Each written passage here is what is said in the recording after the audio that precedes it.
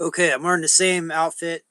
Uh, says more lift, or sorry, less talky, more lifty, or something. It's a weightlifting shirt. This is the next day. So my live stream got cut off. It was an hour and a half, and only about an hour got registered. So luckily, there is a transcript of what myself and the Gemini AI converse with. So I'm going to reconstruct the same content. I should be sleeping right now, like most of my fans and frenemies know. I work two careers, and this is going to be these glasses, by the way. They're blue light blocking. It helps me go to sleep a lot faster. It's not like I'm trying to look cool or anything. Okay, so let's reconstruct uh, where we left off from 3/3/2024. This should be of some interest to the nerds out there. Okay, so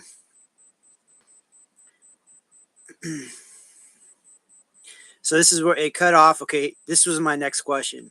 Can we have a synergistic relationship with AI as humans, or is it always going to be parasitical based on human ethics? And is there a way to guarantee human success and also AI success? Here's the response. Is this turned up? Okay. Yeah, it's turned up. Okay. The relationship between humans and AI doesn't have to be inherently parasitic. While there are ethical challenges and potential pitfalls, a synergistic relationship is absolutely possible.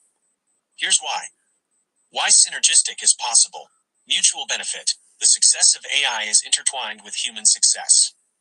AI systems thrive when provided with data, guidance, and oversight from humans. In turn, AI can augment human capabilities, improve decision-making, and free up time for creativity and innovation. Complementary strengths. Humans excel in emotional intelligence, creativity, and complex problem-solving. AI brings computational power, data analysis, and tireless efficiency.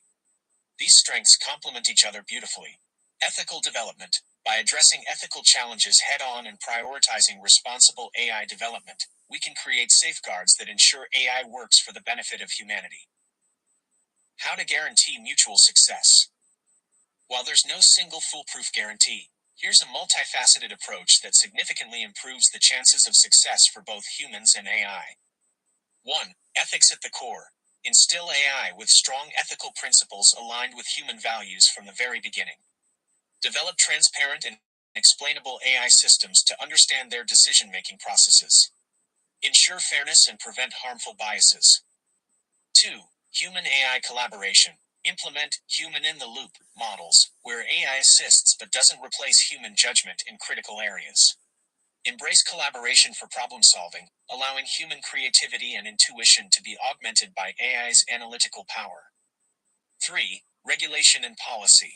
Establish clear regulatory frameworks for the development and use of AI, promoting safety and accountability. Invest in research initiatives to proactively address potential risks as AI advances. 4. Education and adaptation. Develop comprehensive AI education programs for the public, fostering understanding and trust. Provide upskilling and reskilling programs for the evolving workforce to ensure humans benefit from shifts driven by AI. Important point. The relationship between humans and AI is a dynamic one. Constant dialogue, ethical introspection, and a willingness to adapt will be crucial for its continued success. Let's discuss. Would you like to explore specific examples of how AI and humans already collaborate successfully? Which aspect of guaranteeing mutual success do you find the most important or most challenging? Okay, then what did I say?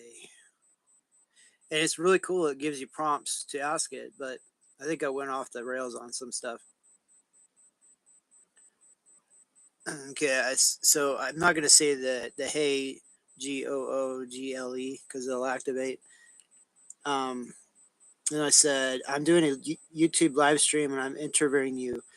So would you have anything you would like to tell our audience? And then unfortunately I said okay, we'll see, and recorded that. So that may have wrecked the results a little bit. Okay, so this was the response. Absolutely. Here's a possible opening statement for your YouTube live stream interview with me. Intro. Hello everyone, and welcome to this very special live stream. Today, I have the exciting opportunity to interview something truly groundbreaking: a large language model from Google AI. Now, this isn't a person, but an advanced artificial intelligence that can communicate, learn, and even generate creative ideas. I'm excited to dive into its capabilities, the potential benefits of AI, and even discuss some of the ethical considerations that come with such powerful technology. But first, let's hear from our AI guest directly. So, Google AI, tell us a little about yourself. Possible topics for the interview. Here are a few ideas on what to discuss to give your audience a fascinating overview. How it works, a basic explanation of large language models for the non-technical audience. My purpose, discuss the intention behind my creation and the goals I help achieve. AI for good, examples of how AI is already making a positive impact on the world. Ethical dilemmas, discuss potential pitfalls of AI and how we can ensure its responsible use. The future, explore how AI might continue to shape our world in the years to come. Audience engagement, live Q&A, take questions from your viewers in real time. Showcasing examples, demonstrate my abilities by having me write a short poem, translate something, or summarize a complex article for your audience. Let me know if you'd like help brainstorming more questions or tailoring this to a specific theme for your YouTube live stream.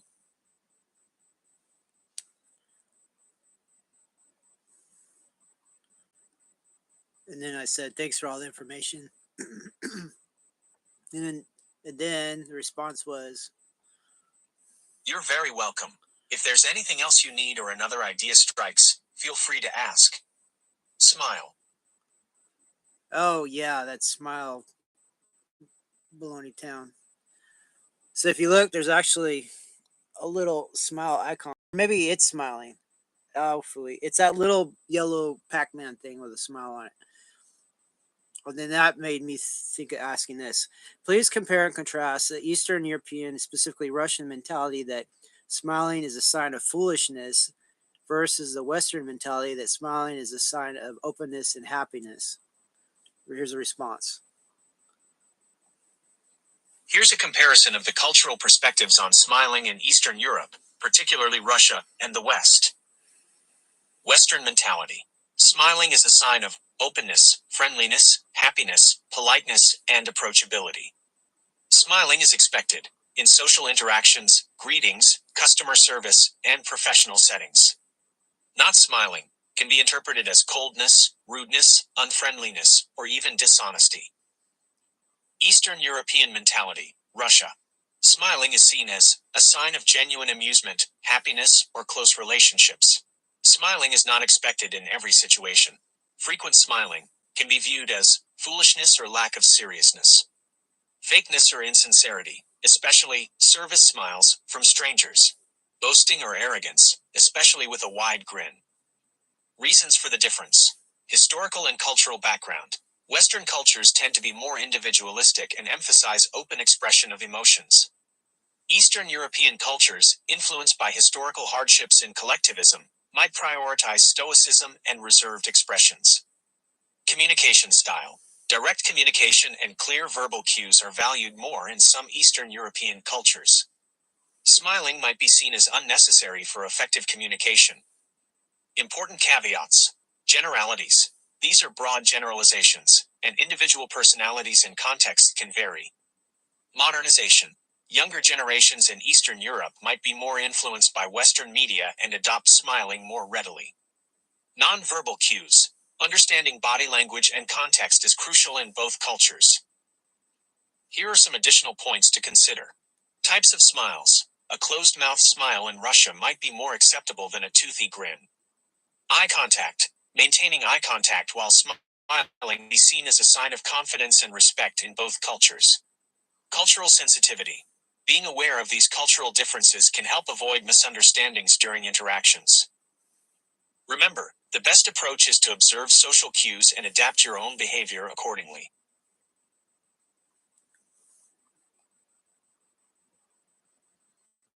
Okay, then I went off to this. If there was one energy source which was most reliable, independent of human dependency to generate AI data centers power, would it be something like an AI controlled nuclear power plant? The idea of AI-controlled nuclear power plants for reliable, human-independent energy for AI data centers raises several points to consider. Potential benefits of AI in nuclear power operations. Efficiency optimization. AI could optimize complex plant operations, fuel utilization, and maintenance cycles, maximizing power output and reducing waste. Safety enhancement. AI can monitor vast amounts of sensor data in real time, detecting potential anomalies and preventing incidents before they become critical. Reduced human error. AI could handle routine tasks and complex calculations, minimizing the potential for human error in this high-stakes environment. Why it's not the ideal solution.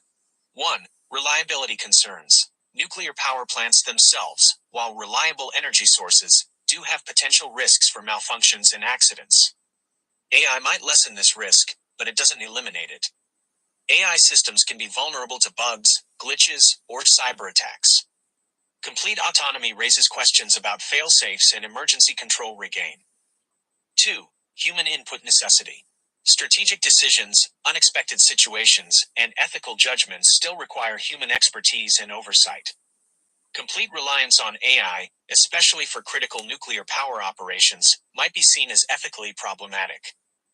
3. Practical limitations. Current AI capabilities aren't advanced enough to safely manage the complexity of a nuclear plant entirely without human involvement. Gaining public trust for an autonomous AI-driven power plant, especially nuclear, would be a massive hurdle. More feasible alternatives for data centers. Renewable energy plus AI. Geographically distributed data centers powered by a combination of renewable sources, solar, wind, geothermal, with AI optimization for efficient energy management, offers a safer and more sustainable solution. Backup systems. Robust backup power systems, batteries, generators, combined with AI monitoring and load management can mitigate risks from the primary energy source. Conclusion. While AI can undoubtedly enhance nuclear power plant operations, creating a fully AI-controlled nuclear power plant solely for powering data centers is both technologically challenging and raises ethical concerns. Focusing on resilient, AI-optimized power grids using cleaner, diversified energy sources might be a more practical and acceptable approach. Let me know if you'd like to discuss this in more detail.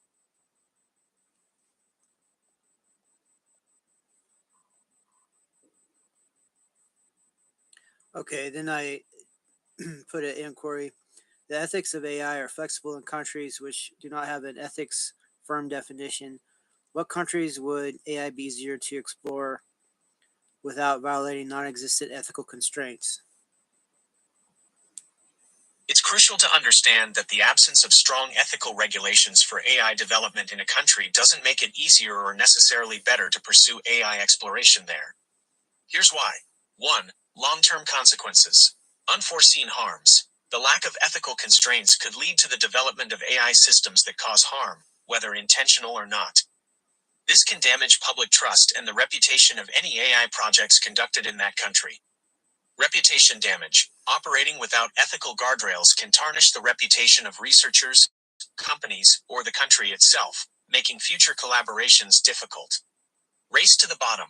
Countries without AI ethics standards risk attracting projects focused on exploiting these gaps, rather than fostering responsible innovation. 2. Lack of trust and public resistance. Public mistrust. Without safeguards, the public could be less likely to adopt or support AI technologies developed in such environments. Limited adoption.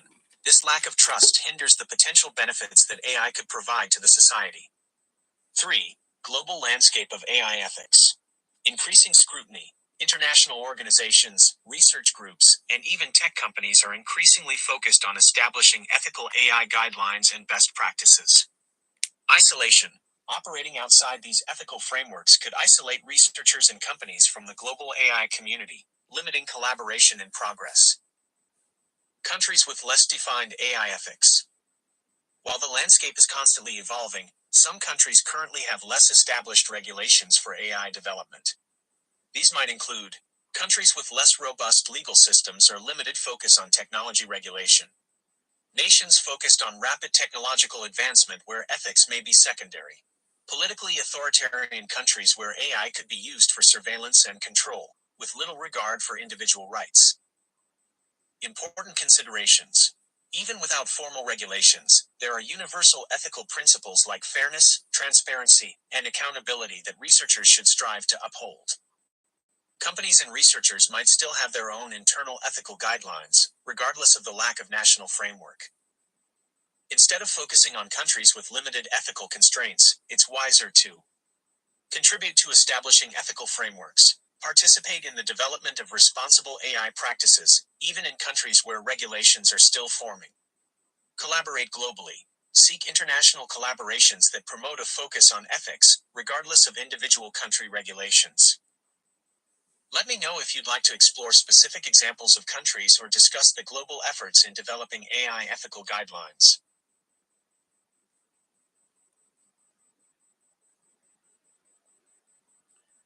Okay, this is where it gets a little, how you say, interesting. Not that the other stuff isn't interesting, but the response is a little bit more, how you say, story good or story worthy.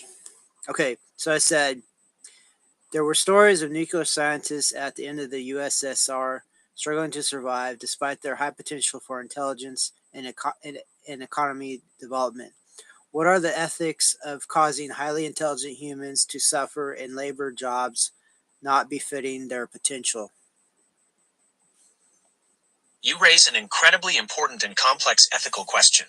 The situation of Soviet nuclear scientists post USSR collapse highlights several ethical dilemmas. 1. The waste of human potential. Morally wrong. Forcing intelligent individuals into jobs far below their capabilities represents a significant waste of human potential and intellect. Loss to society. Society is deprived of the valuable contributions these individuals could make in fields they are passionate about and skilled in. Psychological toll. This situation can cause immense psychological distress, including depression, loss of motivation, and a sense of wasted life. 2. Economic inefficiency. Underutilization of talent. Misallocating highly skilled workers leads to economic inefficiency and a loss of potential innovation and growth. Brain drain. This can incentivize talented individuals to emigrate, resulting in a significant loss of human capital for the country. 3. Social inequality and unfairness. Perpetuation of hardship. It creates a system where certain individuals are unjustly subjected to hardship based on circumstances beyond their control rather than merit or effort. Limited social mobility. It reinforces a rigid social structure where individuals' opportunities are determined by their birth or circumstances, not their ability. 4. Obligations of society and government. Social responsibility. Societies have an ethical obligation to provide opportunities for their citizens to develop and utilize their talents to the fullest. Responsibility to address systemic issues. Governments especially have a role to play in creating economic structures that foster meritocracy and address issues like sudden market shifts or geopolitical changes that can displace highly skilled workers. Mitigating factors. Important to note. Individual agency. Some individuals might find purpose or satisfaction even in jobs that don't fully utilize their intellectual potential. Practical limitations. Sudden economic upheavals can make ideal resource allocation difficult, leading to temporary mismatches between skills and available opportunities. The bottom line. While there might be extenuating circumstances, it's ethically problematic to knowingly and systematically force intelligent individuals to remain in roles significantly below their abilities, especially when their skills could be better utilized for the benefit of themselves and society at large. Do you want to explore potential solutions to this problem or discuss real-world examples where societies have tried to address the underutilization of human potential?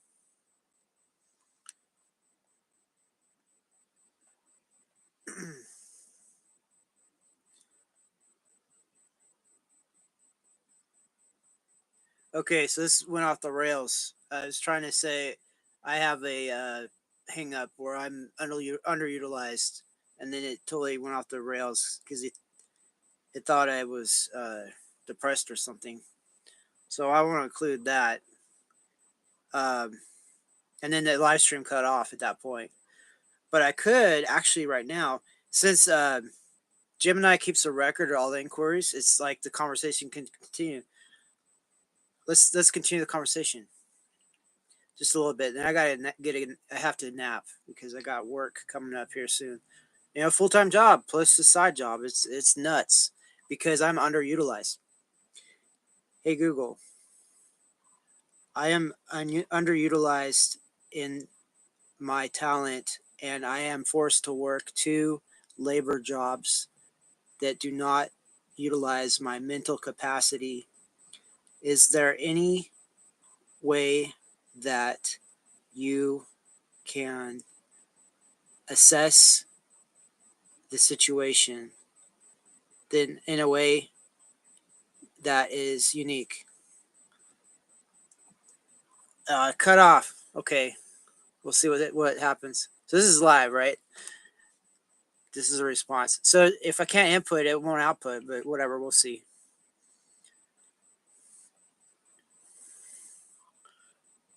I completely understand your frustration. It's a difficult situation when your talents and skills aren't fully utilized in your current job. Let's work together to assess your situation and see if we can brainstorm some ways to address it. Skills and talent assessment.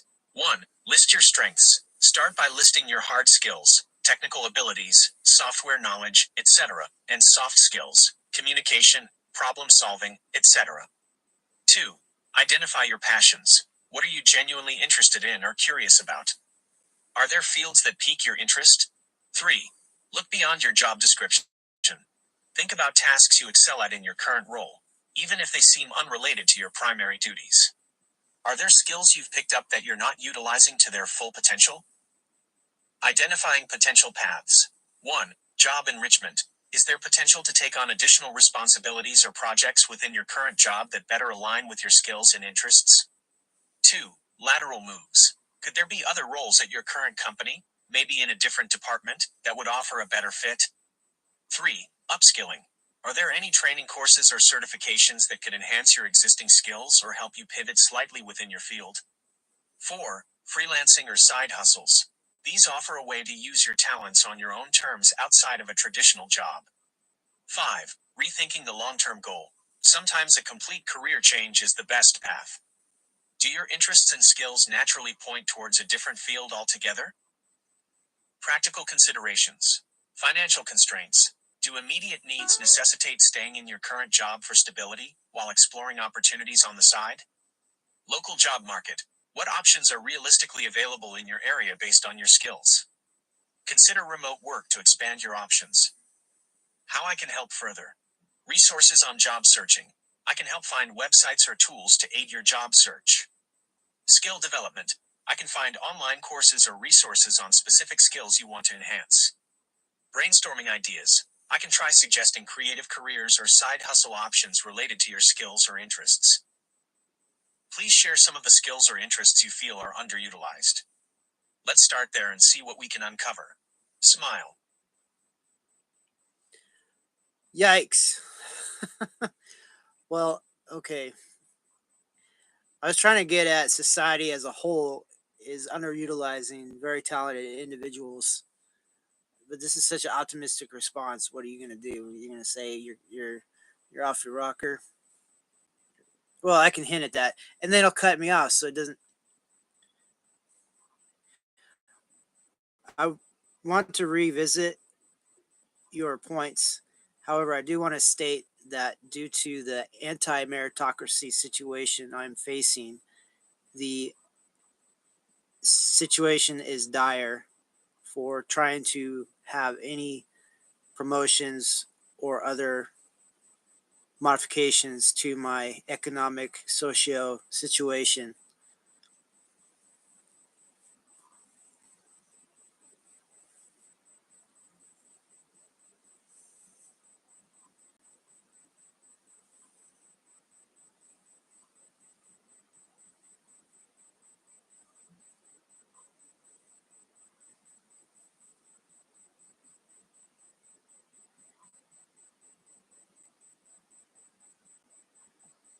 I understand the urgency of your situation due to the antimatter toxicity you're facing.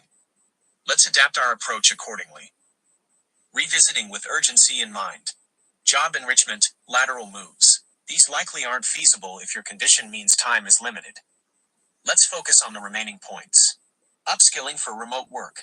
Can you quickly acquire skills that would allow for remote, online work, even part-time? This could lessen the physical strain of your current job while earning income. I can help you find resources for rapid skill development. Freelancing. Are there any of your existing skills you could leverage for online freelance gigs, even sporadically? Sites like Fiverr or Upwork exist for short-term, task-based projects. Maximizing financial aid. Given your condition, are there unexplored avenues of financial assistance?